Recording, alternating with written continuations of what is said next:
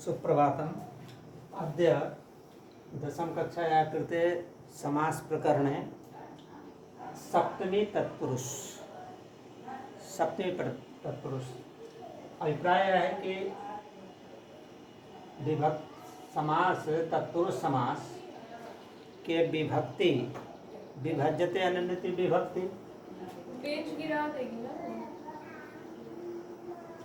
विभज्यते अनन्यति विभक्ति प्रकरणे सप्तमी तत्पुरुषे सप्तमी तत्पुरुष में कहता है कि इसका प्रथम पद जो है वो सप्तम्यंत होता है और दूसरा पद जो होता है उसमें ये निश्चित उपपद होना चाहिए। वो कौन कौन से उपपद हैं तो इसमें बतलाया गया है कि उत्तर पद में सौंड, जुआ खेलने में जो चालाकी से जुआ जीत जाता है ऐसे व्यक्ति सौंड, चतुर, निपुण, एक्सपर्ट, निपुण, प्रवीण, यह भी कुशल अर्थ में है, पंडित, शास्त्र का ज्ञान रखने वाला पंडित, चतुर, चालाक, धूर्त। चतुर और धूर्त दोनों में थोड़ा सा अंतर है, लेकिन चतुर शब्द का भी प्रयोग है संस्कृत शब्द, और धूर्त, चालाक, कितवा, छल से जो है सो जीतने वाला, पटु, चालाक, होशियारी से, और कुशल का भी अर्थ प्रवीण है, एक्सपर्ट कहें, हर कार्य में जो कुशल वह सिद्ध, किस जैसे मंत्र को सिद्धि करने के लिए, तो ऐसे शब्दों में सिद्ध शब्द, और सूखा हुआ, पका हुआ, और बंध है बढ़ा हुआ। इसके अतिरिक्त भी बहुत सारे उपपद हैं जिन उपपदों को अगर उत्तर पद में हो तो उसमें निश्चित रूप से सप्तमी विभक्ति, एक वचन, बहुवचन, वह शब्द पर डिपेंड करता है कि उसमें सप्तमी हो या एक सप्तमी बहुवचन हो या एक वचन। तो इसके दिए गए कुछ शब्द हैं जिसके आधार पर जहाँ भी ये उपपद होंगे उन उपपदों के योग में सप्तमी विभक्ति होगी। जैसा कि उदाहरण यहाँ दिखलाया गया है, सद्युते सौंडः अस्ति, वह जुआ खेलने में सौंड है, यानी चालाक है। किसमें चालाक है, किस कार्य का वह चतुर है, तो द्युत कहते हैं जुआ खेलने में, वह जुआ खेलने में चालाक है। दूसरा है शास्त्रेषु निपुणः, वह किसमें निपुण है, तो शास्त्रेषु, तो निपुण के कारण, यहाँ सौंड के कारण सप्तमी बहुवचन, द्युत शब्द है सप्तमी, बालक के सप्तमी एक वचन में बालकेषु, इसी तरह द्युत के सप्तमी एक वचन में द्युतेषु।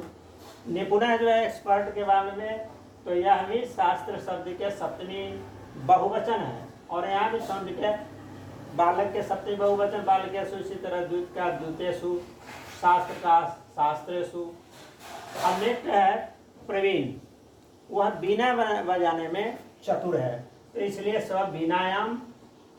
स्वबीना वादने प्रवीण है, तो स्वबीनायाम प्रवीण है। बीनायाम बीना में प्रवीण का मतलब बीना बजाने में प्रवीण है, तो इसलिए प्रवीण के योग में यहाँ जो है सप्तमी विभक्ति हो गई, एक वचन है, लता शब्द के समान इसका रूप चला, इसलिए बीनायाम लतायाम। फिर है रमेशः कार्येषु चतुरः, चतुर होशियार, तो होशियार के अर्थ में भी यहाँ कार्येषु चतुरः, यानी कार्य में सप्तमी बहुवचन का प्रयोग किया गया। फिर उमेश वार्तायाम धूर्तः अस्ति, बात करने में जो है सो चालाक है, चतुर है, तो वार्ता के लता के समान हुआ, इसलिए इसमें सप्तमी एक वचन का प्रयोग किया गया, और धूर्त के योग में यहाँ सप्तमी एक वचन हुआ। फिर नीलेशः द्युत क्रीडायाम कृतवा अस्ति, यह धोखा देके द्युत क्रीड़ा जुआ का खेल में चतुर है, इसीलिए कितब के योग में जो है सो द्युत क्रीडायाम, यहाँ भी लता शब्द के सप्तमी एक वचन में जो है सो सप्तमी विभक्ति है कितवा शब्द में जो है यह भी प्रयोग होता है सप्तमी के लिए।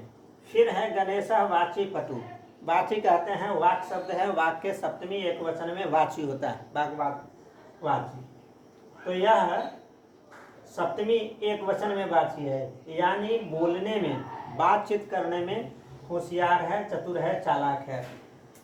नेक्स्ट है सीता शास्त्रेषु कुशलः अस्ति, कुशल का अर्थ प्रवीण, एक्सपर्ट, होशियार, तो कुशल के योग में यहाँ शास्त्रेषु, शास्त्र में सप्तमी बहुवचन में शास्त्रेषु है, इसलिए सप्तमी बहुवचन का यहाँ प्रयोग किया गया। रमेशा मंत्रेषु सिद्धा अस्ति, यहाँ सिद्ध शब्द किसी चीज को प्राप्ति करने, जैसे मंत्र की सिद्धि है, शब्द की सिद्धि है, तो यह सिद्ध शब्द जो है वह सिद्ध तो किसमें सिद्ध है, तो मंत्रों में सिद्ध है।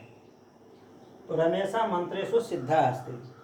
फिर है मम फलम आतपे शुष्का, शुष्क कहते हैं सूखा हुआ, तो कहता है कि मेरा फल जो है गर्मी में सूखा हुआ है, उसको आग पर नहीं सुखाया गया है।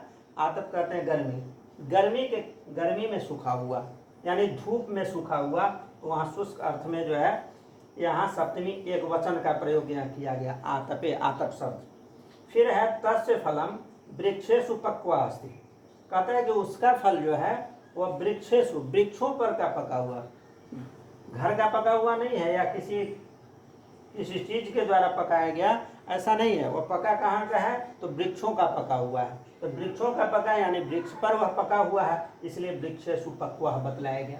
और लास्ट है स चक्रेषु बंधा हस्ति, यहाँ बंध है, बंध शब्द बधा हुआ के लिए यह प्रयोग किया गया है।